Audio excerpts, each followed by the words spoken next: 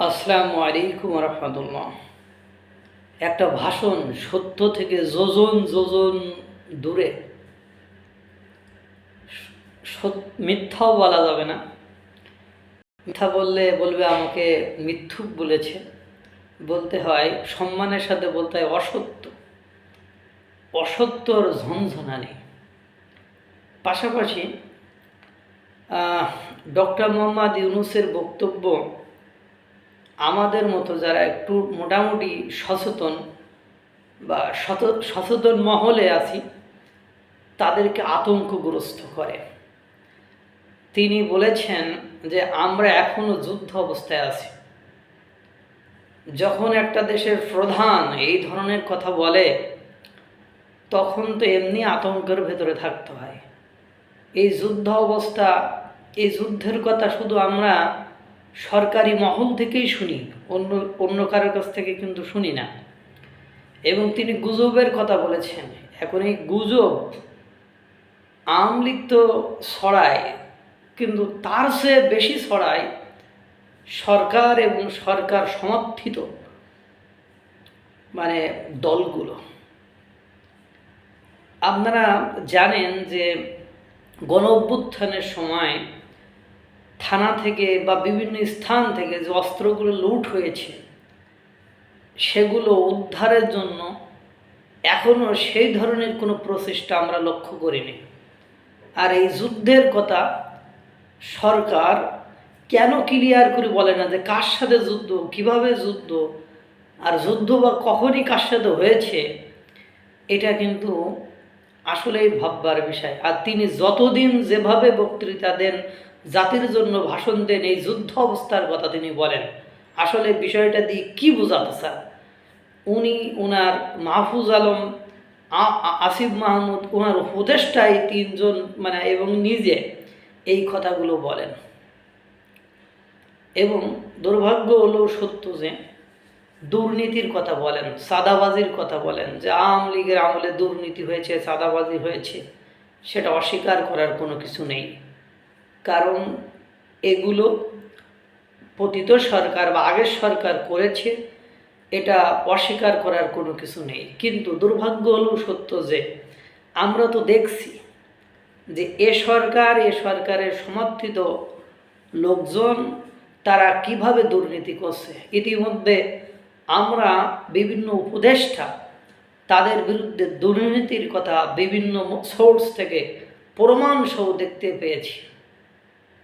পাশাপাশি তাদেরই সমর্থিত দল, তাদেরই অনুপ্রেরণায় অর্থাৎ ডক্টর মোহাম্মদ ইউনূসের অনুপ্রেরণায় যে দল গঠন হয়েছে, সেই দলের তারা যেভাবে হেলিকপ্টার ছুটতেছে, যেভাবে গাড়ির শোডাউন দিচ্ছে, যেভাবে তাদের তোরণ তৈরি করা হচ্ছে, সেটাও তো আমরা দেখছি।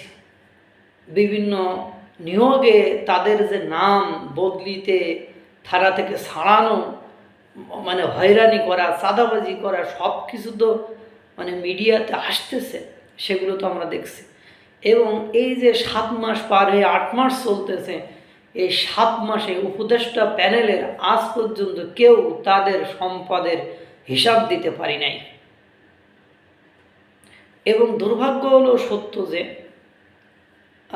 এই উপদেষ্টা মহলের ডক্টর মোহাম্মদ ইউনূস এর সময় আমাদের ভেতরে একটা ধারণা ছিল যে তিনি ক্ষমতায় থাকলে বৈদেশিক ঋণ, বৈদেশিক সাহায্য এগুলো আসবে, এগুলো আসলে দেশের উন্নয়ন হবে, সেটা ইনফ্রাস্ট্রাকচার হোক আর যাই হোক।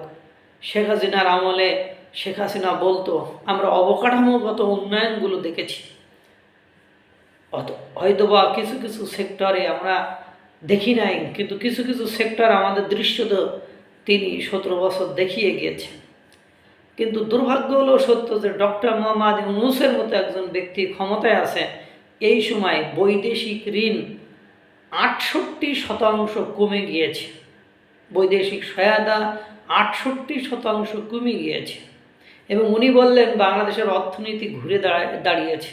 কিন্তু দুর্ভাগ্য হলেও সত্য যে ওনারই নিয়োগকৃত বিশেষ সহকারী উপদেষ্টার প্রধান উপদেষ্টার বিশেষ সহকারী আনিসুল তিনি বলছেন যে বাংলাদেশের বর্তমান অর্থনীতির যে ভঙ্গুর অবস্থা, এর আগে কোনো ক্রাইসিস কান্ট্রিতে এই ধরনের ভঙ্গুর অবস্থা দেখা যায়নি। এখানে হাইড অ্যান্ড সিক করার কোনো উপায় নেই। পরবর্তীতে আপনারা আমাকেই দোষাবেন, আপনাদের কাছে আমি কৈফিয়ত দিতে পারবো না। উনারই তো নিয়োগকৃত, এই তো সপ্তাহ 2 আগেই হয়তোবা এই কথা বলেছেন। এবং বাংলাদেশ ব্যাংকের যিনি গভর্নর, তিনি বলেছেন যে টাকা মুদ্রা ছাপিয়ে ব্যাংকগুলো দেওয়ার পরেও ব্যাংকগুলোকে বাঁচানোর কোনো উপায় খুঁজে পাচ্ছি না, দেখছি না। আর জানেন, মুদ্রা ছাপালে সেখানে মুদ্রাস্ফীতি হয়, আর এই প্রেশারটা আমাদের মতো সাধারণ জনগণের উপরে পড়ে। এবং জানেন আপনারা, বিভিন্ন জায়গায় মানে উনি বলছেন যে পতিত সরকারের নামে গুম, খুন, হত্যা, এইসব হিউম্যান রাইটস এই কথাগুলো বলেছে, যে বাক স্বাধীনতা হরণ। তাই হিউম্যান রাইটস ডক্টর মোহাম্মদ ইউনূসের আমলেও এই যে বাক স্বাধীনতা হরণ, সাদাবাজি, মানে বিচার বহির্ভূত হত্যা, মানবাধিকার লঙ্ঘন, এগুলোও তো বলেছে। যে আপনার আমলেও তো এগুলো হয়েছে, সেগুলো কি আপনি বলেছেন? বলেন নাই। তো এভাবে মানুষকে ধোঁকা দিয়ে বা এভাবে অসত্য প্রকাশ করে বেশি দিন থাকা যায় না।